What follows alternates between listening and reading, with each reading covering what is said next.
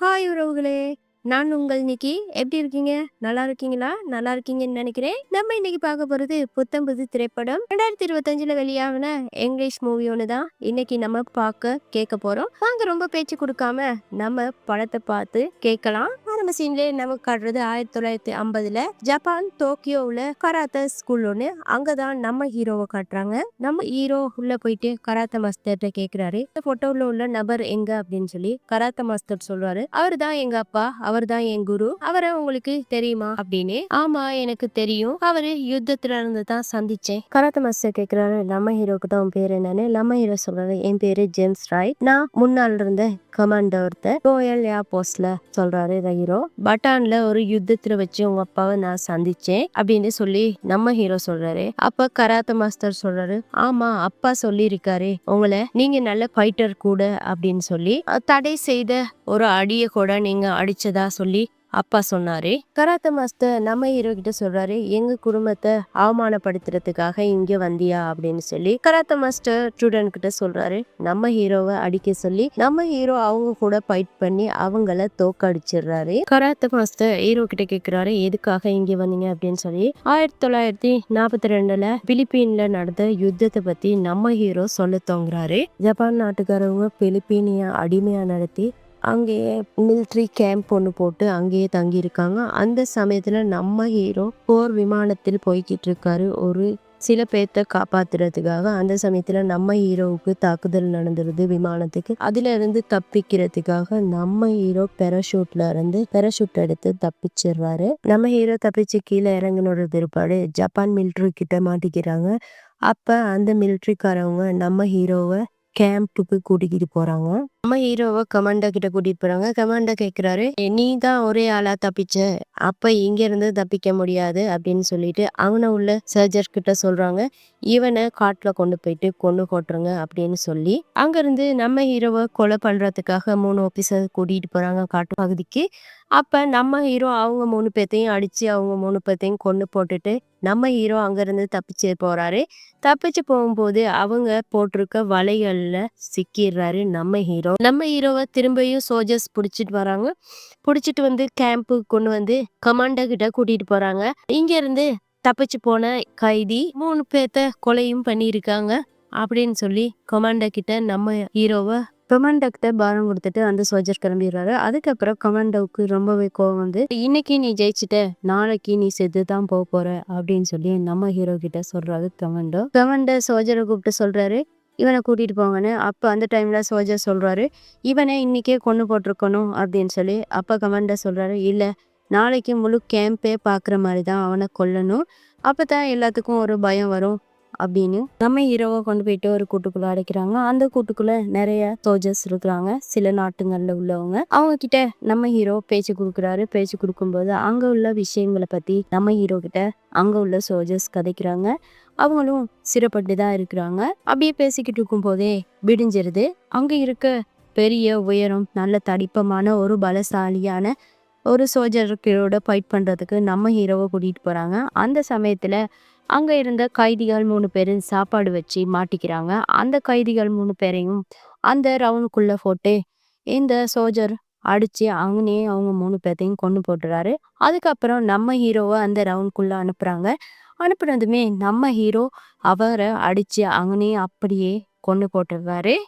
Fight முடிய நம்ம hero அந்த கூட்டுக்குள்ள போயிடுறாரு. கூட்டுக்குள்ள போனதும் அவனை உள்ளவங்க கிட்ட பேச்சு கொடுக்குறாரு. பேச்சு கொடுக்கும்போது அவனை உள்ளவங்க கேக்குறாங்க நீ எப்படி இப்படி ஃபைட் பண்ண கத்துக்கிட்ட அப்படின்னு சொல்லி. நம்ம ஹீரோ சொல்றாரு நான் தாய்லாந்து ஜப்பான் அந்த நாட்டுகள்ல இருந்தேன் அப்பதான் கத்துக்கிட்டேன் அப்படின்னு. அதுக்கப்புறம் ஒரு நபர் சொல்றாரு அந்த சோல்ஜரோட ஃபைட் பண்ண எவனுமே உயிரோட இல்ல எல்லாம் செத்து போயிட்டாங்க நீ மட்டும் அவனை அடிச்சு கொன்னுட்ட அப்படின்னு. அந்த சமயத்துல ஒரு சோல்ஜர் வந்து கமாண்டர் கிட்ட நம்ம ஹீரோ கூட்டிட்டு போயிறாங்க. கமாண்டர் கேக்குறாரு நல்ல ஃபைட்டரா இருக்க எங்க கத்துக்கிட்ட ஜப்பான்ல தானே அப்படின்னு சொல்லி. நம்ம ஹீரோ சொல்றாரு இல்ல நான் நிறைய இடத்துல கத்துக்கிட்டேன்னு நீ தடை செய்த அடி எல்லாம் அடிக்கிற அப்படின்னு சொல்லி கமாண்டர் சொல்றாரு.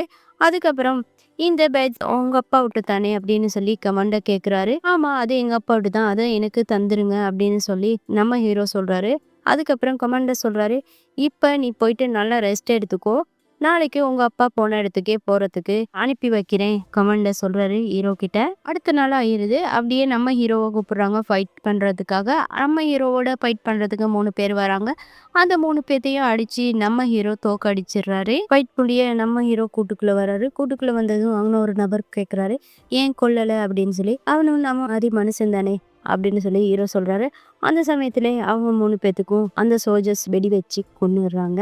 அவங்க இன்னொருத்தர் சொல்றாரு, நம்மள இங்க வைக்க மாட்டாங்க, இன்னொரு கேம்புக்கு மாத்திடுவாங்க, அங்க ரொம்பவும் கொடூரமா இருக்கும், இதை விட மோசமா இருக்கும் அப்படின்னு சொல்லி ஹீரோ கிட்ட சொல்றாங்க. ஹீரோ சொல்றாரு, இல்ல அதுக்கு முன்னுக்கு எனக்கு ஒரு ரேடியோ வேணும், கடலோரத்துல நம்ம ஆட்கள் இன்னும் இருக்கிறாங்க, அப்ப ஏதாச்சும் நமக்கு ஒரு தகவலை சொல்லிக்கலாம், நம்ம இங்க இருந்து தப்பிக்கிறதுக்கு ஏதாச்சும் ஒரு வழி கிடைக்கும் அப்படின்னு சொல்றாரு நம்ம ஹீரோ. அப்படியே பேசிட்டு இருக்கும்போது அவங்க ஒருத்தர் சொல்றாரு, நம்மளை காப்பாத்துறதுக்கு அவங்க வருவாங்களா அப்படின்னு சொல்லி. அப்ப நம்ம ஹீரோ சொல்றாரு, இல்ல எனக்கு ஒரு ரேடியோ தேவைப்படுது, அந்த ரேடியோ அங்க வெளியில சோல்ஜர் கிட்ட இருக்கிறது நான் கண்டேன், அதை நான் எடுக்க போறேன் அப்படின்னு சொல்லி. அவங்க உள்ளவங்க எல்லாம் சொல்றாங்க, உன்னோட நாங்களும் இருக்கிறோம் அப்படின்னு சொல்லி. அவங்க எல்லாம் சேர்ந்து ஒரு பிளானை போடுறாங்க அந்த ரேடியோ எடுக்கிறதுக்கு. இவங்க பிளான் பண்ணிக்கிட்டாங்க இல்லையா, அப்படியே போயிட்டு எல்லாம் வெளியில வேலை செய்யறாங்க. வேலை செய்யற வாக்குல அவங்க ஒரு சண்டையை கிரியேட் பண்ணிக்கிறாங்க.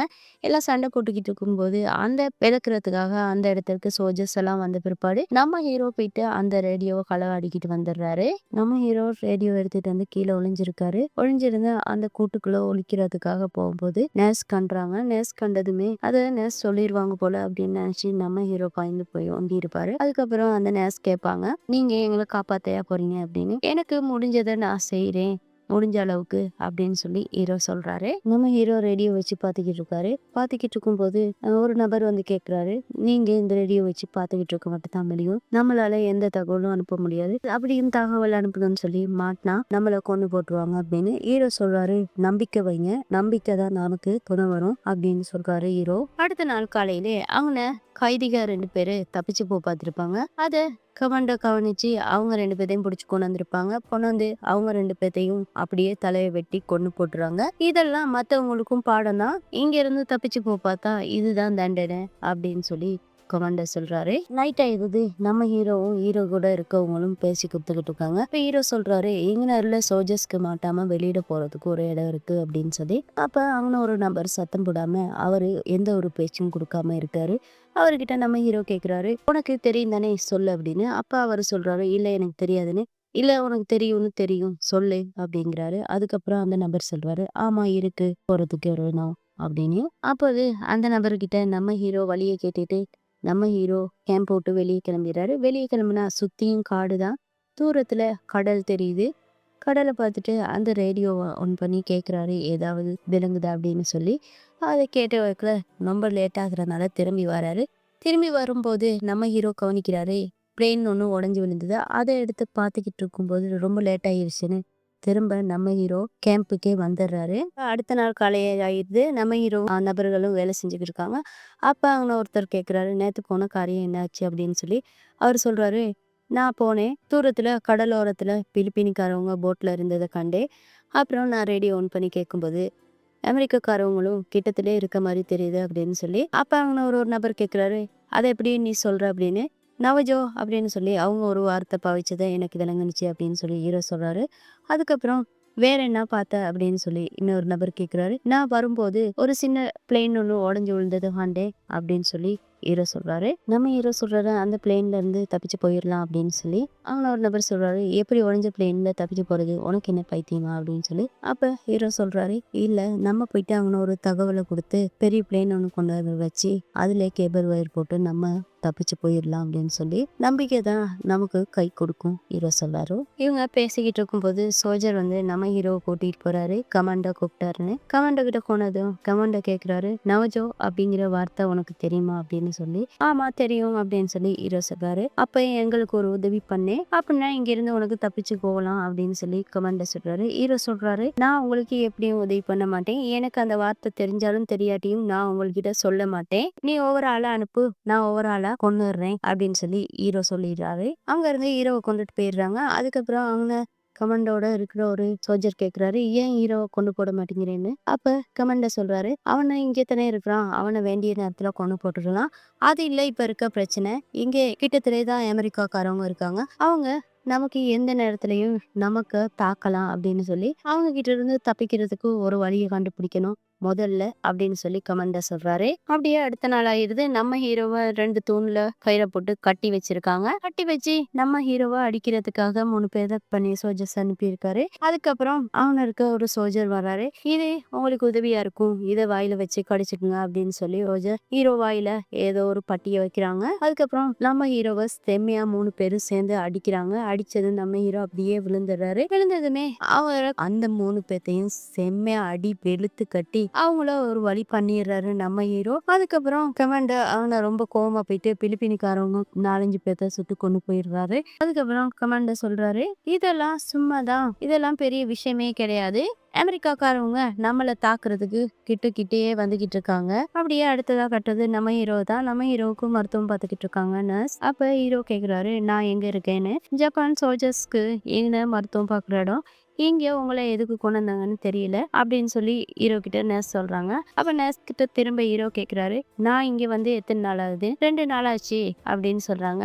அதுக்கப்புறம் நர்ஸ் கிட்ட உங்க பேர் என்னன்னு கேக்குறாங்க. நர்ஸ் சொல்றாங்க தெரேசா அப்படின்னு. இது என்ன இடம் அப்படின்னு சொல்லி நம்ம ஹீரோ கேக்குறாரு. நர்ஸ் சொல்றாங்க, எனக்கு தெரியாது, இதை சுத்தியும் காடு தான் இருக்குது, என்னையும் பலாத்காரமா தான் இங்க கூட்டிட்டு வந்தாங்க, நான் வந்து இங்க 3 மாசமா ஆச்சு அப்படின்னு சொல்லி. அப்ப ஹீரோ கேக்குறாங்க, கமாண்டோவை பத்தி ஏதாவது விவரம் தெரியுமா? நர்ஸ் சொல்றாங்க, அந்த ஆளுக்கு நான் பைத்தியம் முத்தி போயிருச்சு. ஹீரோ ரெஸ்ட் எடுத்துக்கிட்டு இருக்காரு. அந்த இடத்துக்கு கமாண்டோ வராரு. கமாண்டோ வந்து சொல்றாரு, இன்னைக்கு நல்லா ரெஸ்ட் எடுத்துக்கோ, நாளைக்கு நீ சாக போறேன்னு சொல்லி. நம்ம ஹீரோ சொல்றாரு, இந்த கதையை டெய்லி தான் கேக்குறேன், என்ன கொல்றதுக்கு உனக்கு ஏழுந்தானே, ஏன் கொல்லாம என்ன வச்சிருக்க அப்படின்னு சொல்லி. கமாண்டோ சொல்றாரு, நீ ஒரு நல்ல ஃபைட்டர், நீ உனக்கு படிப்பிச்ச அந்த குருவுக்கும் பெருமை தேடி கொடுக்குற, அதனாலதான் உன்னை வச்சிருக்கேன் அப்படின்னு சொல்லி சொல்றாரு.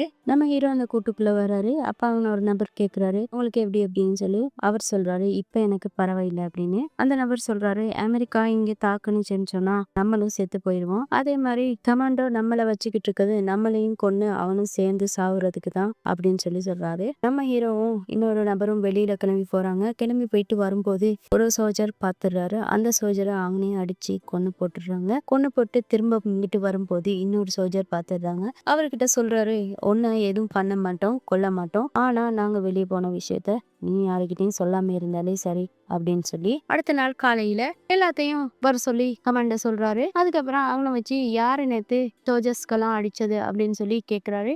அதுல ஒரு நபரை பிடிச்சி, நீ தானே அடிச்ச அப்படின்னு சொல்லி கேக்குறாரு. இல்ல, அவர் அடிக்கல, நான் தான் அடிச்சேன்னு நம்ம ஹீரோ சொல்றாரு. அதுக்கப்புறம் உன் தைரியத்தை பாராட்டுறேன், நீ அவனை அடிச்சு கொன்ன மாதிரி இவனை அடிச்சு கொள்ளு அப்படின்னு சொல்லி ஒரு மனுஷனை தள்ளி விடுறாரு. அப்ப ஹீரோ சொல்றாரு, இந்த மாதிரி பாவப்பட்டவங்களை நான் அடிக்க மாட்டேன் அப்படின்னு. அப்பயே அவனை ஒரு சோல்ஜர் அந்த நபரை சுட்டு கொண்டு பண்ணிடுறாரு. கமாண்டர் கிட்ட நம்ம ஹீரோ கூட்டிட்டு வராங்க. அப்ப ஹீரோ கிட்ட கமாண்டர் சொல்றாரு, நான் போட்டிருக்க ரூல்ஸை மீறி நீ எதுவும் பண்ணக்கூடாது, நான் ஏன் ரூல்ஸ் படி தான் இருக்கணும் இங்க அப்படின்னு சொல்லி. நம்ம ஹீரோ சொல்றாரு, நான் இருக்கிறது யுத்தத்துல, அதனால என்ன வேணாலும் நடக்கலாம் அப்படின்னு சொல்லி. அதுக்கப்புறம் கமாண்டர் சொல்றாரு, இது என்னுடைய இடம், எனக்கு தகுந்த மாதிரி தான் நீ இருக்கணும் அப்படின்னு சொல்லி, அப்படி இல்லைன்னா கொண்டு போட்டுவேன்னு. அப்ப நம்ம ஹீரோ சொல்றாரு, உன்னால முடிஞ்சா என் கூட ஃபைட் பண்ணு அந்த ரவுண்டுக்குள்ள அப்படின்னு.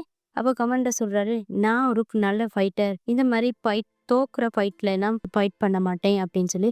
அப்ப ஹீரோ சொல்றாரு, நீ ஒரு பயந்தோரி சொல்லி. நம்ம ஹீரோவை கேம்ப்ல இருக்க வேலை செய்யற இடத்துக்கு அனுப்பிடுறாங்க. அங்க நபர்கள் பேசிக்கிட்டு இருக்காங்க. இன்னைக்கு நம்ம ரேடியோவில் ஒரு மெசேஜ் அனுப்பணும் தானே அப்படின்னு சொல்லி. ஆமா, அது அனுப்பணும் தான், அதுக்கு பிளான் பண்ணி தான் இருக்கு அப்படின்னு சொல்லி ஹீரோ சொல்றாரு. பிளான் பண்ணிக்கிட்ட மாதிரி நம்ம ஹீரோவும் இன்னொரு நபரும் வெளியில போயிடுறாங்க. வெளியில போயிட்டு அமெரிக்கா ஆர்மிக்கு இங்க நடந்த எல்லா விஷயமும் தகவலையும் கொடுத்து இங்கே லொகேஷனையும் கொடுத்துடுறாங்க. அதுக்கப்புறம் திரும்பி வரும்போது அங்க யாருமே இல்ல. ஜப்பான் நாட்டுக்காரவங்க இவங்க 2 பேத்தையும் அடிச்சு கட்டி போட்டுடுறாங்க. அடுத்த நாள் காலை ஆயிடுச்சு. அப்ப அமெரிக்கா ஆர்மில உள்ளவங்க இங்க தாக்குதல் நடக்குது. அந்த டைம்ல அந்த நர்ஸ் வந்து நம்ம ஹீரோவையும் இன்னொரு நபரையும் காப்பாத்திடுறாங்க. நம்ம ஹீரோவும் அந்த நர்ஸும் இங்க உள்ள நபர்களும் தப்பிச்சுக்கோ பாக்குறாங்க. அந்த சமயத்துல அமெரிக்கா ஆர்மி இன்னும் தாக்குதல் நடத்திக்கிட்டே இருக்கு. அந்த சமயத்துல இங்க இருந்து தப்பிச்சு பாக்குறவங்களை எல்லாம் கமாண்டர் சுட்டு கொன்னுடுறாரு. ஹீரோ அந்த ரேடியோவை தேடுறாரு. ரேடியோ ரூம்ல இருக்குனாரா, அதை எடுக்க போறாரு. அங்க எடுக்கும்போது தாக்குதல் நடந்ததுல அது நொறுங்கி போயிருது. அதுக்கப்புறம் அவங்க இன்னொரு இடத்துலதான் அந்த ரேடியோ இருக்கு, அதை எடுக்கிறதுக்கு ட்ரை பண்றாங்க. அந்த சமயத்துல நம்ம ஹீரோவும் நர்ஸும் போறாங்க அதை எடுக்கிறதுக்கு. அப்ப நர்ஸ் சொல்றாங்க, நான் போறேன் அப்படின்னு சொல்லி. அவங்க போயிட்டு அவங்க உள்ள சோல்ஜர்ஸ் அடிச்சுட்டு அந்த ரேடியோவை எடுத்துக்கிட்டு திரும்ப போயிடுறாங்க. அந்த ரேடியோவை எடுத்து அமெரிக்கா ஆர்மிக்கு தகவலை சொல்றாங்க. அந்த தகவலை சொல்லும் போது இவங்க கவனிக்கிறாங்க இவங்களோட எந்த நபர்களை சுட்டு கொள்றது. அந்த சமயத்துல நம்ம ஹீரோ ஃபைட் பண்றாரு. அந்த இடத்துல போயிட்டு ஃபைட் பண்ணி அவங்க எல்லாம் பார்த்துட்டு நம்ம ஹீரோ கமாண்டோ இருக்க ரூமுக்கு போறாரு. கமாண்டோவுக்கும் நம்ம ஹீரோவுக்கும் பெரிய ஃபைட்டே நடக்குது. நடந்து அடிச்சு போட்டுட்டு இருக்கும் போது நம்ம ஹீரோட இருந்த நபர் ஒருத்தர் வந்து கூப்பிடுறாரு. கூட்டிட்டு போகும்போது அவங்க 2 பேரும் தப்பிச்சு காட்டுக்கு போறாங்க. அந்த சமயத்துல அவங்க ஒரு சோல்ஜர் நம்ம ஹீரோவை ஷூட் பண்ண பாக்குறாரு. அந்த சமயத்துல கமாண்டர் வந்து அதை தடுத்து நிறுத்துறாரு. அதுக்கப்புறம் ஹீரோவும் ஹீரோட நபர்களும் காட்டுக்குள்ள தப்பிச்சு போயிடுறாங்க. அவங்க அந்த காட்டுக்குள்ள போயிட்டு அந்த உடைஞ்சு விழுந்த பிளைன்குள்ள எல்லாம் போயிடுறாங்க. போயிட்டு அங்க இருந்து தப்பிச்சு போயிடுறாங்க. அப்படிதான் கடந்த காலம் கதை நடந்துச்சு அப்படின்னு சொல்லி கராட்டி மாஸ்டர் கிட்ட நம்ம ஹீரோ சொல்றாரு. நம்ம ஹீரோ கராட்டி மாஸ்டர் கிட்ட கேக்குறாரு எங்க உங்க அப்பா அப்படின்னு சொல்லி. கராட்டி மாஸ்டர் சொல்றாரு அப்பா இறந்துட்டாரு அப்படின்னு சொல்லி. அந்த சமயத்துல நம்ம ஹீரோவுக்கும் கராட்டி மாஸ்டருக்கும் பெரிய ஃபைட்டே நடக்குது. அந்த ஃபைட் நடக்கும் போது கராட்டி மாஸ்டர் கீழே விழுந்துறாரு. அந்த கராட்டி மாஸ்டர் சொல்றாரு நம்ம ஹீரோ கிட்ட அந்த தப்பான அடியா அடிச்சு காமிங்க அப்படின்னு சொல்லி. நம்ம ஹீரோவும் அடிச்சு காமிக்கிறாரு. கராட்டி மாஸ்டர் மேல படாம அடிச்சு காமிச்சிட்டு அங்க இருந்து கிளம்ப போவாரு நம்ம ஹீரோ. அந்த சமயத்துல கராட்டி மாஸ்டர் சொல்லுவாரு கொஞ்சம் நில்லுங்க. அப்ப நம்ம ஹீரோ கிட்ட ஒரு மெடலை கொடுத்து இது உங்களுக்கு சொந்தமானது, அப்பா உங்ககிட்ட ஒப்படைக்க சொன்னாரு அப்படின்னு சொல்லுவாரு. இந்த படத்துல முடிவு இப்படிதான் இருந்தது. சூப்பராகவே இருந்துச்சு. எனக்கு பிடிச்சிருந்தது. உங்களுக்கும் பிடிச்சிருக்கும்னு நினைக்கிறேன். லைக் பண்ணுங்க, ஷேர் பண்ணுங்க. தப்பு இருந்தா கமெண்ட் பண்ணுங்க. மீண்டும் ஒரு திரைப்படத்துடன் சந்திக்கும் வரை நான் உங்கள் நிக்கி. நன்றி, வணக்கம்.